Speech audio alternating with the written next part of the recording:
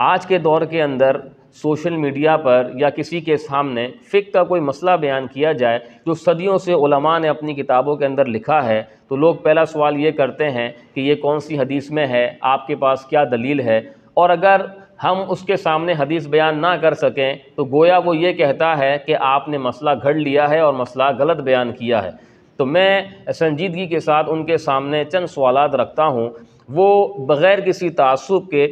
ان سوالات پر اگر غور کریں گے تو انشاءاللہ امید ہے کہ راہ راست پر آ جائیں گے۔ دیکھیں، پہلی چیز تو یہ ہے کہ قرآن اور حدیث میں یہ الفاظ کہاں پر ہیں کہ مسئلہ جو ہے وہ صرف بخاری اور مسلم کے اندر ہو تو ہی ماننا، وگرنہ اس مسئلے کو نہ ماننا۔ کسی قرآن کی آیت کے اندر ایسا موجود نہیں ہے، کسی حدیث کے اندر بھی بخاری اور مسلم کی صراحت کے ساتھ یہ موجود نہیں ہے کہ اگر بخاری میں یہ مسئلہ نہ ہو تو نہ ماننا یا مسلم میں نہ ہو تو نہ ماننا۔ تو اب اگر آپ کے پاس اس پر کوئی دلیل ہے تو آپ دکھائیں، اور اگر نہیں ہے تو اس کا مطلب یہ ہے کہ یہ جو آپ نے بخاری اور مسلم سے ریفرنس مانگا یہ آپ کی ایجاد ہے۔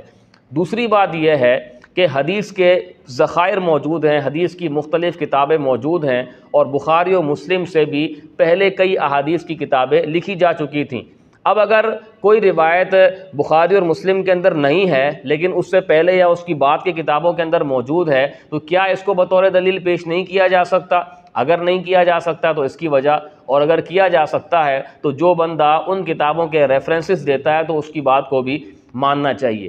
تیسری بات یہ ہے کہ امام بخاری رحمۃ اللہ تعالی علیہ خود ایک قول کے مطابق شافعی تھے اور ایک قول کے مطابق آپ مجتہد مطلق تھے۔ آپ نے بخاری شریف کے اندر جو احادیث بیان کی ہیں وہ شوافع کے مذہب کی تائید کرتی ہیں، یا دوسرے الفاظ میں آپ یہ کہہ لیں کہ اگر آپ مجتہد مطلق تھے تو جو آپ کے نزدیک فقہ کے مسئلے کے اعتبار سے حدیث سے موافق آتی تھی آپ نے بخاری شریف میں اس کو بیان کیا ہے، اور آپ نے خود یہ فرمایا کہ میں نے اس کتاب کے اندر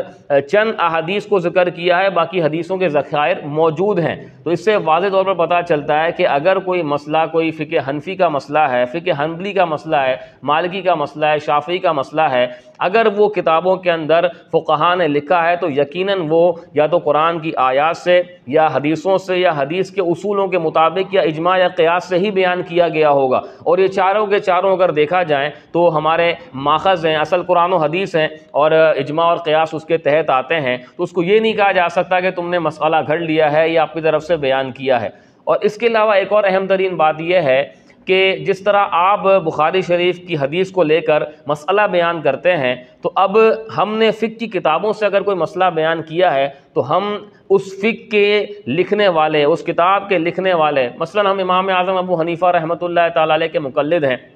اور آپ کا جو مذہب ہے وہ چلتا چلا آ رہا ہے، تو اگر ہم نے کوئی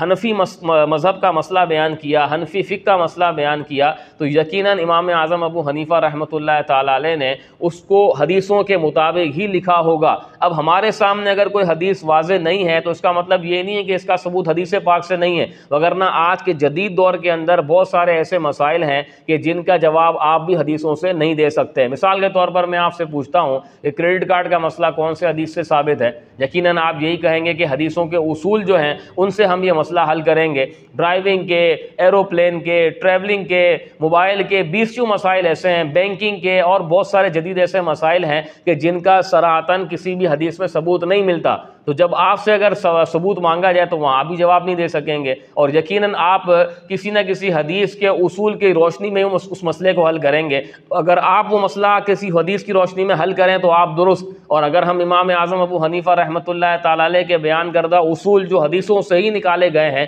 اس کی روشنی میں کوئی مسائل بیان کریں تو ہم گمراہ۔ تو یہ آپ فیصلہ آپ کے اوپر ہے کہ اتنا تشدد اور اتنی غلط بیانی اور اتنی